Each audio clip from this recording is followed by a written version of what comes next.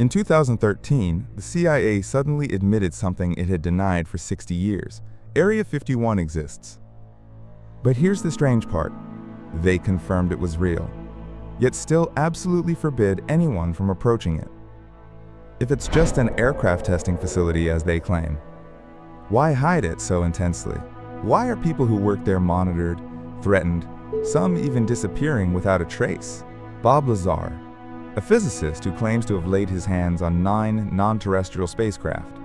Glenn Dennis, who received a call ordering caskets of an unusual size.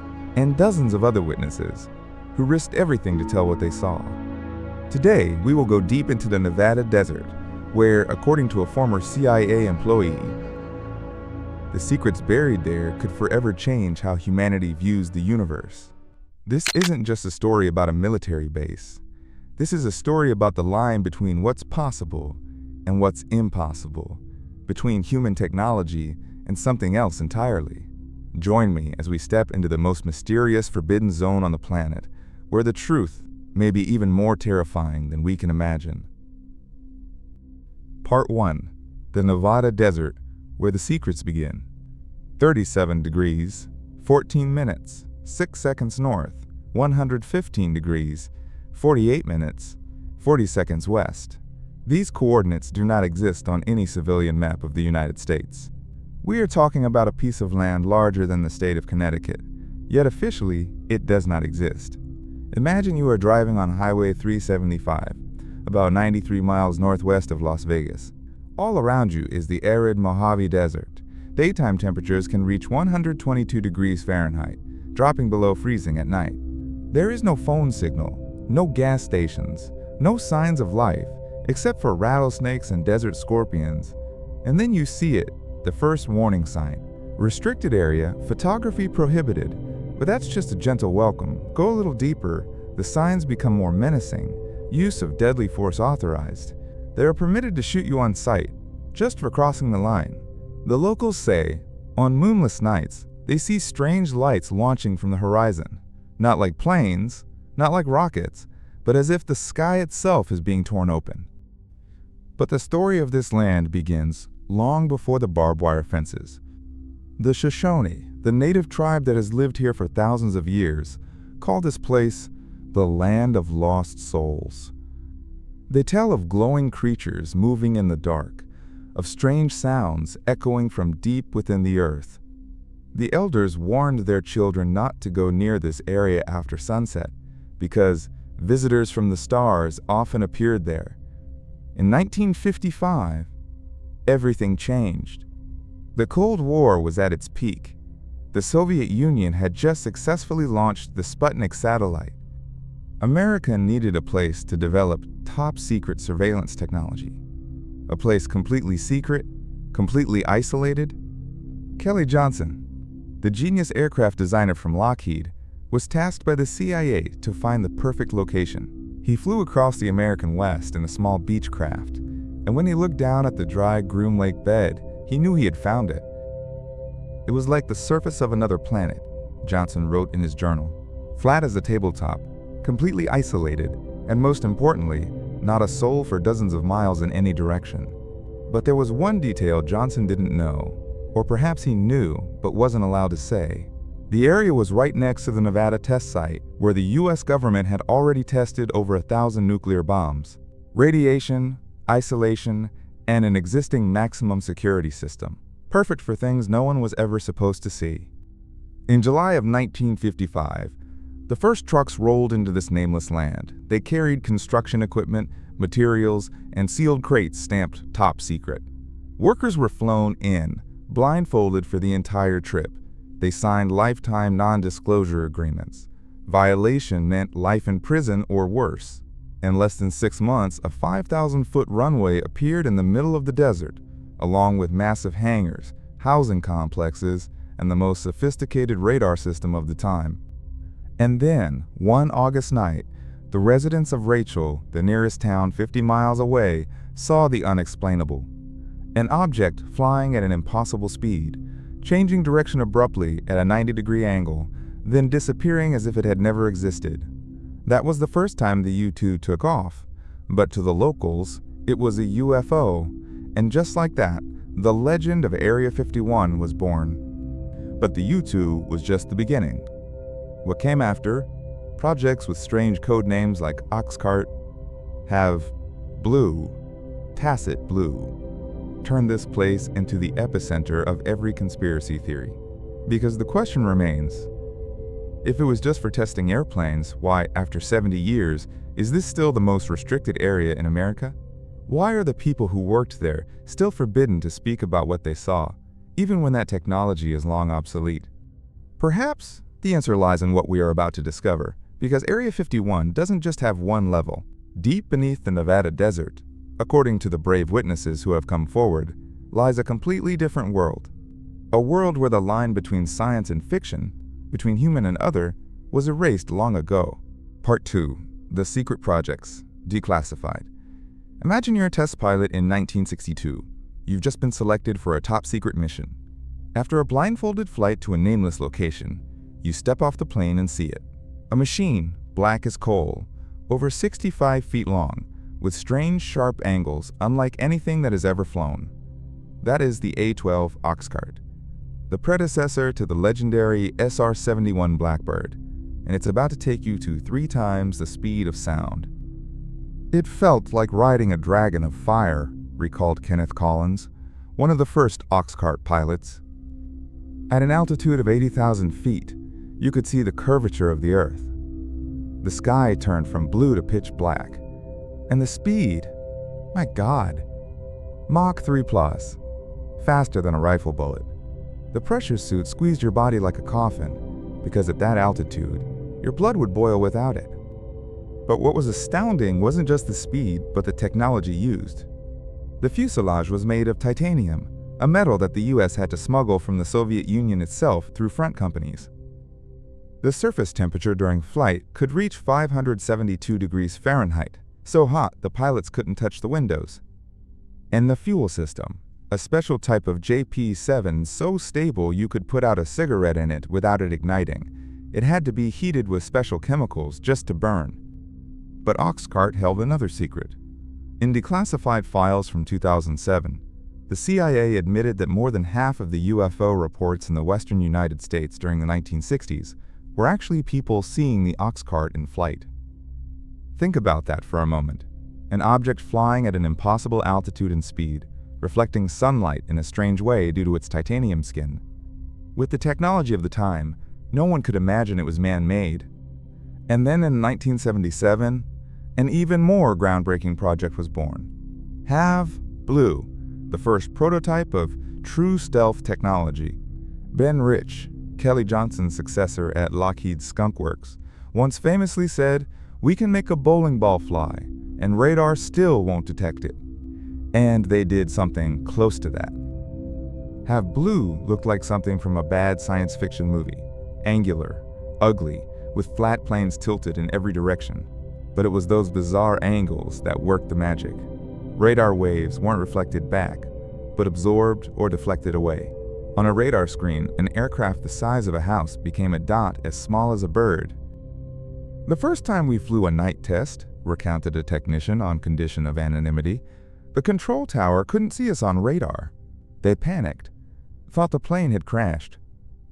But we were still flying just a few miles away from them, completely invisible." And from Have Blue, the F-117 Nighthawk was born, the world's first stealth bomber. But here's the strange part. People living around Area 51 began reporting black triangular objects, moving in complete silence, appearing and disappearing like ghosts. The government denied everything, until the Gulf War in 1991, when the F-117 suddenly appeared before the public. But that leads to an uncomfortable question. If the F-117 was developed in the late 70s and only made public in the early 90s, then now, in 2025, what technology are they hiding?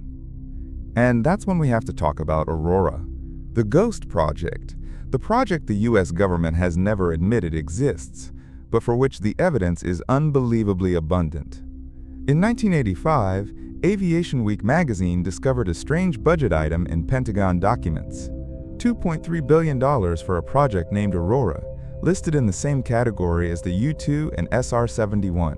When questioned, the Air Force denied it. But the money was gone, and strange reports began to surface. People in California, Nevada, even Scotland reported strange sonic booms, unlike any aircraft they had ever heard. Seismologists detected rhythmic vibrations moving at Mach 6, twice the speed of the SR-71. And in the sky, strange donuts on a rope contrails, unlike any known jet engine. Chris Gibson, an experienced British aircraft spotter, swore that in 1989 he saw a strange triangular aircraft being refueled mid-air over the North Sea. It didn't match anything in the identification manuals, flying at an extremely high altitude with 2 fighter escorts. It was moving at an incredible speed, Gibson recounted, and there was absolutely no engine noise. But perhaps the most shocking testimony came from Ben Rich himself. Before he passed away in 1995, during a speech at UCLA, he said something that silenced the entire hall. "We now have the technology to take ET home." When asked what he meant, Rich just smiled. Let your imagination run wild. And that's the problem with Area 51. The line between top-secret human technology and things that may not be ours was blurred long ago. Because if these technologies are real, if we can fly at Mach 6 in silence, if we can make objects disappear from radar, then the next question is, where did we learn to do these things? And the answer may lie in an event that occurred not far from Area 51 in the summer of 1947. Part 3. The Roswell Incident and the Area 51 Connection. July 8, 1947. The Roswell Daily Record published a headline that changed history. RAAF captures flying saucer on ranch in Roswell region. The U.S. military announced they had recovered a flying disc. But just hours later they retracted their statement. It was just a weather balloon. But what Mac Brazel found on his sheep ranch was not like any weather balloon. It was spread over a huge area, Brazel told Sheriff George Wilcox. Pieces of metal thin as paper, but you couldn't cut it, couldn't burn it. I hit it with a sledgehammer. The hammer bounced back, and strange fibers with symbols I'd never seen, like hieroglyphics but not. Brazel, a simple rancher, had no idea he had just triggered a chain of events that would haunt America for the next 80 years. Major Jesse Marcel, the intelligence officer from Roswell Army Airfield, was the first one dispatched to the scene. What he saw shocked him so much that he broke military protocol, bringing pieces of the debris home to show his wife and son. "I've seen every kind of aircraft, every kind of balloon," Marcel said years later. "This was not something from this earth." The metal had memory, bended, and it straightened itself back out. And the I-beams with the purple symbols. Not Russian, not Japanese, not any language I knew. But the debris was only part of the story. Glenn Dennis, an undertaker at the Ballard Funeral Home in Roswell, received a strange call from the airbase. "They asked me if I had any child-sized caskets," Dennis recalled. "Hermetically sealed caskets. And they wanted to know how to preserve bodies that were burned and decomposed. I thought there had been a plane crash. But when I got to the base hospital, things got weird." Dennis said he was threatened by military police, chased out of the hospital. But before he left, he ran into a nurse named Naomi Maria Self. She whispered to him, "Glenn, you shouldn't be here. They just brought in things. They're not human." A few days later, the nurse drew for Dennis what she had seen. Beings about 4 feet tall, with disproportionately large heads, large eyes, no ears, and 4 long fingers. And then the strange thing happened. Nurse Self disappeared. Her military records vanished. It was as if she had never existed. Dennis searched for years, not a single clue, and he wasn't the only one to experience this. Meanwhile, at the crash site, the cleanup operation was on an unprecedented scale.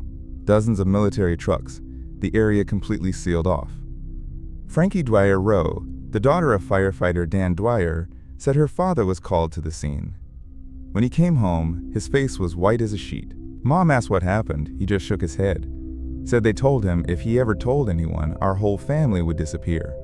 But the most important clue perhaps came from the mysterious flights that left Roswell shortly after. On July 9th, a special B-29 took off from Roswell. Sergeant Robert Smith, one of the men who loaded cargo onto the plane, recounted, "The wooden crates were unusually heavy, There were armed guards. We were ordered not to ask, not to look, but one crate was cracked. I caught a glimpse inside, gleaming metal with a color I'd never seen.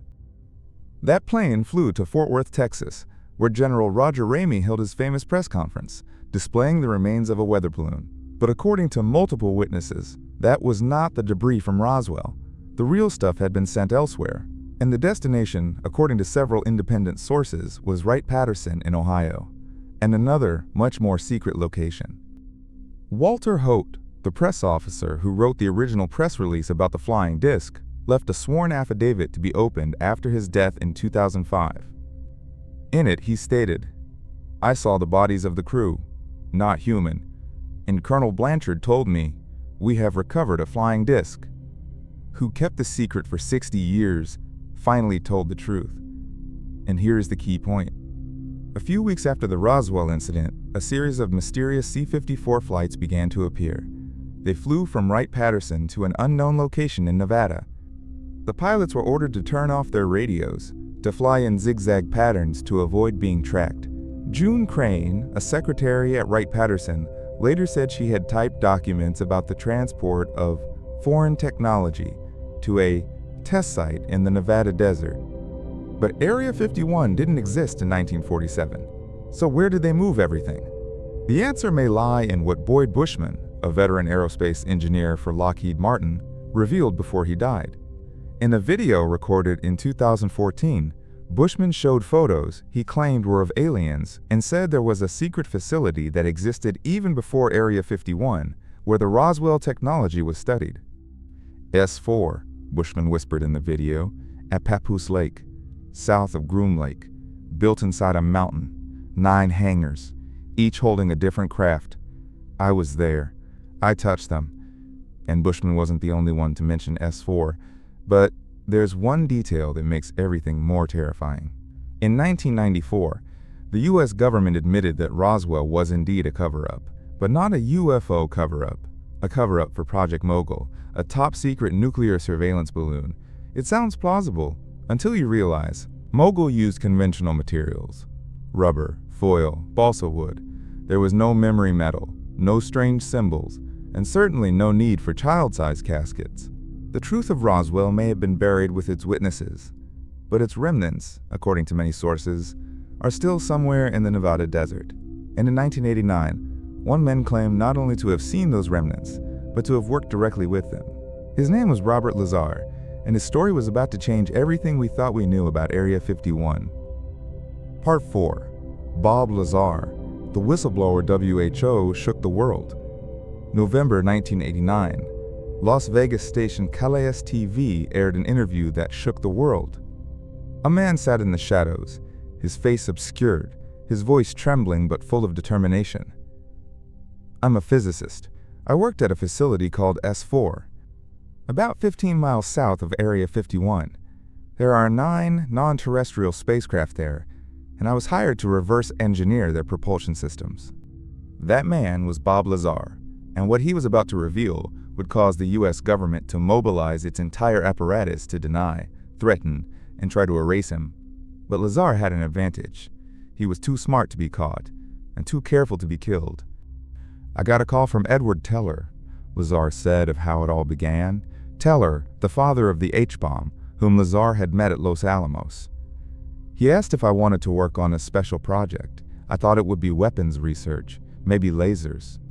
But when I got to McCarran Airport and was put on a Janet, one of those unmarked white Boeing 737s, I knew this wasn't a normal job.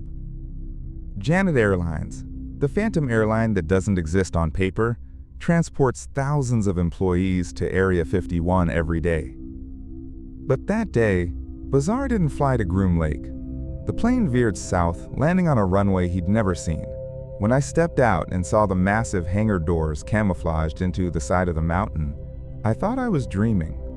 What happened next sounds like science fiction, but Lazar recounts it with the terrifying detail of someone who lived it. They put me through a series of security checks, brain scans. I had to sign dozens of documents. Then Dennis Mariani, the project supervisor, led me into the first hangar. When the door opened, I stood frozen. In front of me was a metal disc, about 30 feet in diameter. No seams, no rivets, as if it were cast from a single block. Lazar was tasked with studying the propulsion system, and what he discovered challenged all understanding of physics. The engine runs on element 115, a super heavy element that doesn't exist naturally on Earth. When bombarded with protons, it creates antimatter, but not the usual kind. It creates a controllable gravity field. Imagine, Lazar explained, space is like a fabric. This engine doesn't push the craft through space. It warps space, pulling the destination closer, like folding a piece of paper and punching through it. That's why they can move at incredible speeds, change direction instantly without inertia. But the technology was only part of the story. Lazar claimed to have read briefing documents on the origin of these craft. They came from the Zeta Reticuli star system, 39 light-years away, and they've been here for a long time, at least since the 40s, maybe longer. There was a document mentioning exchanges, agreements, but I was only allowed to read the parts relevant to my work. What makes Lazar's story so believable is the level of technical detail. Inside the craft, there's no control panel, no buttons. Everything is controlled by a kind of thought interface. The seats were too small for humans, about 3.3 feet high, and the gravity inside was different from the outside. When you stepped in, you felt lighter, like being underwater. Lazar worked at S4 from December 1988 to April 1989, just a few months, but enough to change his life. I began to realize the importance of this. Humanity is not alone. There is technology thousands of years beyond ours, and the government is hiding it all. But the pressure began to take its toll. They monitored me 24/7. My phone was tapped. My wife divorced me because she couldn't stand the pressure. One night I came home to find my things disturbed. A bullet left on my pillow. The message was clear. And that's when Lazar decided to go public. I thought if I told everyone everything, they couldn't kill me. It would be too obvious. Lazar contacted journalist George Knapp, first appearing under the pseudonym Dennis, his face hidden. But as the government increased the pressure, Lazar decided to step completely into the light. The government's reaction proved Lazar had hit a nerve. Within days, his academic records vanished. MIT denied he ever attended. Caltech said they had no records. Los Alamos claimed he never worked there. They erased my past, Lazar said. But they made a mistake. The 1982 Los Alamos phone book still has my name in it, and the Los Alamos Monitor newspaper had an article about me. They couldn't erase everything. What's incredible is that many details Lazar revealed were later corroborated. Element 115, once thought impossible, was successfully synthesized in 2003, exactly as Lazar described. The S4 area at Papoose Lake, completely hidden on maps, was discovered via satellite imagery showing unusual construction activity. People ask me if I have regrets, Lazar said in a recent interview. Yes and no. Yes, because my life was ruined. No, because humanity deserves to know the truth. We are not alone. And this technology, if used correctly, could solve all the world's energy problems. But there's one detail Lazar revealed that keeps many people up at night. In the documents I read, there was a mention that they had interfered with human development, genetic manipulation, guiding evolution. We are an experiment, and the experiment is still ongoing. Bob Lazar's story opened a door that the US government had spent 30 years trying to keep shut, but the door was open, and others began to step through, bringing with them stories that were even more frightening. Because Lazar may have only seen the tip of the iceberg, and the part submerged, according to other witnesses, is far more terrifying than anything we can imagine. Part 5. Witnesses and Evidence. After Bob Lazar, the door of secrecy was open, and people who had been silent for decades began to speak. In 1997, Lieutenant Colonel Philip Corso, a former National Security Council advisor under President Eisenhower, published the book, The Day After Roswell. What he revealed stunned the world. I saw the body of an extraterrestrial being with my own eyes, Corso wrote. In 1961, while working at the Pentagon, I was assigned to manage a file cabinet from Roswell. Inside was the technology we had recovered. Computer chips, fiber optics, lasers, Kevlar fabric. It all came from the crashed craft. Corso claimed he was ordered to secretly transfer this technology to private companies. IBM, Bell Labs, Dow Corning, so they could reinvent it. The technological revolution of the 60s and 70s was no accident, he wrote. We learned from them. Computers, the internet, everything originated from Roswell. But the most shocking testimony perhaps comes from Boyd Bushman, a veteran aerospace engineer for Lockheed Martin. In October 2014, just weeks before his death, Bushman recorded a video that shook the world. In the video, he held up photos he claimed were taken of aliens at Area 51.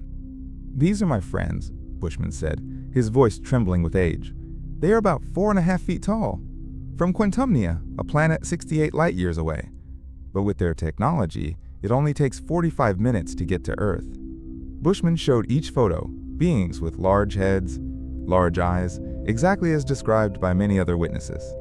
"There are two groups," Bushman continued, "the wranglers and the rustlers, like cowboys and cattle rustlers. One group is friendly, the other is not. They have been here a long time, working with our government. At S4, there are 18 aliens working alongside American scientists." What's noteworthy is that Bushman held 36 patents, had received medals from NASA. He was not a man easily fooled, and he had nothing to lose as he was nearing the end of his life. "I want the truth to be known," he said in the video. "Humanity needs to know we are not alone." But perhaps the most convincing evidence comes from those currently serving. In November 2004, U.S. Navy Commander David Fravor had an encounter that would change his life. While flying his FA-18 Super Hornet 100 miles off the coast of San Diego, Fravor was ordered to investigate a strange object on radar. "When I got there," Fravor recounted, "I saw an object shaped like a tic-tac, about 40 feet long, white with no wings, no jet exhaust, no windows. It was hovering over the water. The water below was churning as if there was something huge underneath it. When Fravor tried to approach, the object reacted. It acknowledged me, started climbing. I pursued it, and then it was gone. Not flew away, but vanished, like flipping a switch. A few seconds later, radar picked it up at our cap point 60 miles away. No human technology can do that." The video of the incident, known as FLIR 1, was later confirmed as authentic by the Pentagon. Along with two other videos, Gimbal and GOFAST, they became the first official evidence from the U.S. military of UAPs, unidentified aerial phenomena. And then, in 2017, the unthinkable happened. The New York Times published an article about a secret Pentagon program, AATIP, the Advanced Aerospace Threat Identification Program, $22 million in black budget funds to study UFOs. Luis Elizondo, the program's head, resigned and went public. "What I saw convinced me that there are objects in our airspace that far exceed the technology of any nation," Elizondo said. "They can accelerate instantly, reach hypersonic speeds without a sonic boom, withstand G-forces that would kill a human, and move from air to water without slowing down." In June 2021, the Office of the Director of National Intelligence released its report on UAPs. 144 incidents were confirmed. Only one was explained. "We lack sufficient data to determine what they are," the report concluded. But between the dry lines of text, a frightening truth emerged. The U.S. government was admitting there is something in its skies that it cannot explain. And the evidence isn't just from the military. Satellite images show Area 51 continues to expand. In 2013, the runway was extended by another 2,000 feet. New buildings have sprung up. Construction activity takes place day and night. Tyler Rogoway, a defense journalist, analyzed, "The scale of the expansion suggests they are testing something bigger, faster, and that requires more space than ever before."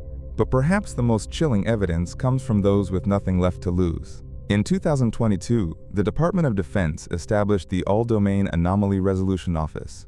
Dr. Travis Taylor, the program's lead scientist, admitted in a rare interview, "We have data on objects that exhibit characteristics beyond our current scientific understanding.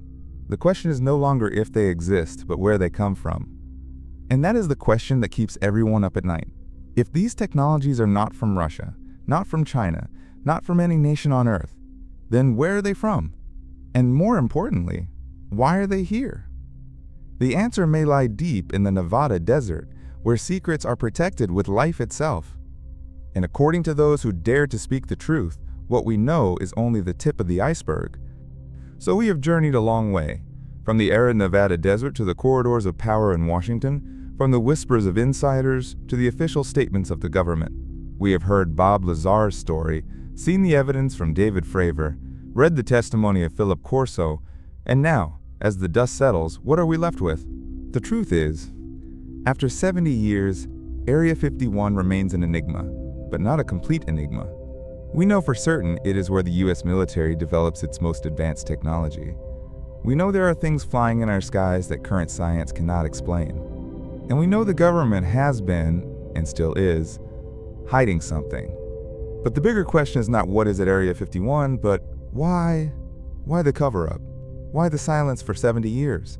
And most importantly, who is the secrecy meant to protect? Us or them? If the technology in these testimonies is real, if we can bend space-time, create energy from antimatter, fly at the speed of light, then why is the world still dependent on oil?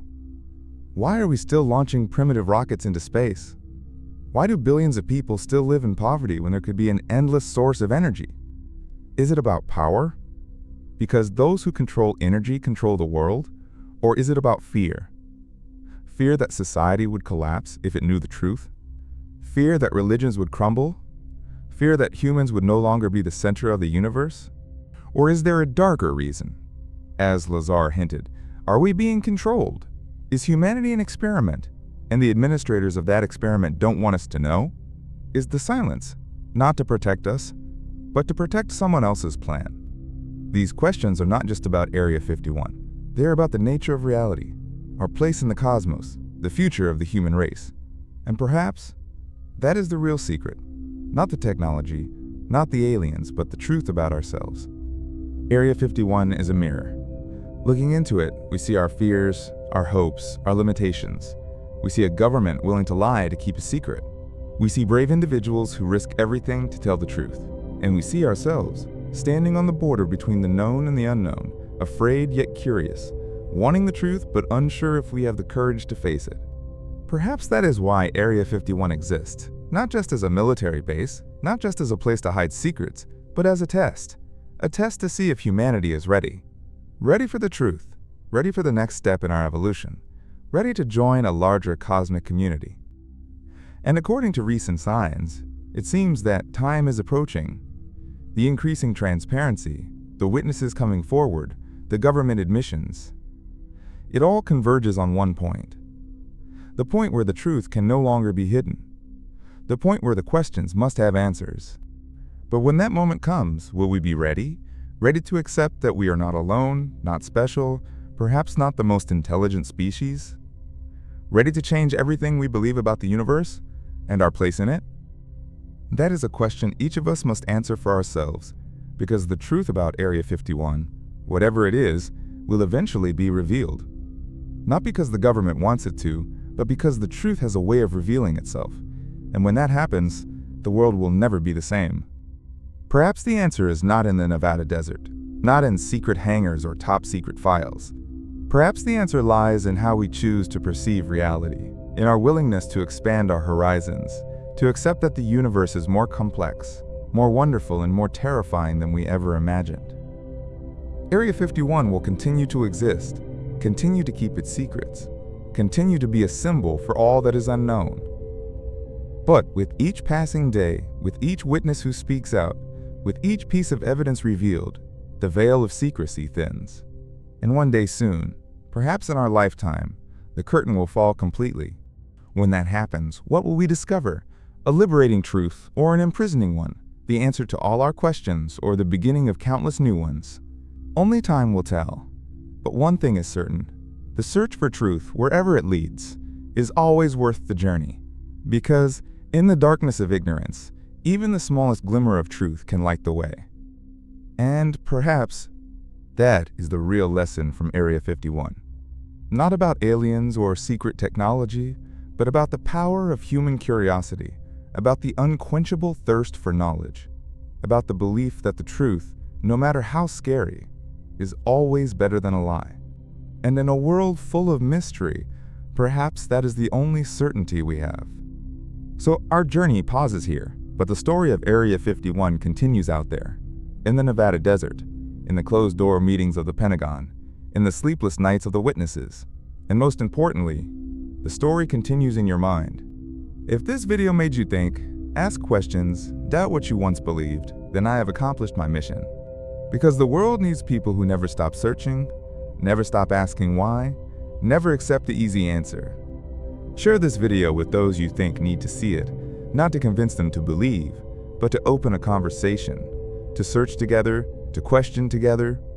Because the truth is not afraid of being challenged. Only lies need to be protected in the dark. And if you want to continue the journey of exploring unsolved mysteries, subscribe to the channel. We have many more stories to tell. From hidden pyramids at the bottom of the sea, to civilizations that vanished without a trace. From ancient maps depicting undiscovered continents, to lost technologies that could change history. Hit the notification bell so you don't miss out, because in this world, the truth appears when you least expect it. And when it does, you'll want to be there to witness it. Leave a comment. Tell me what you think. What side are you on? Do you believe it's all just experimental aircraft? Or do you believe something much bigger is going on? Or maybe you have your own story. Something you saw. Something you can't explain. This is a safe place to share. We are all seekers of truth here. And remember, the truth is not always comfortable, not always convenient, but it is always necessary. Because only in truth are we truly free.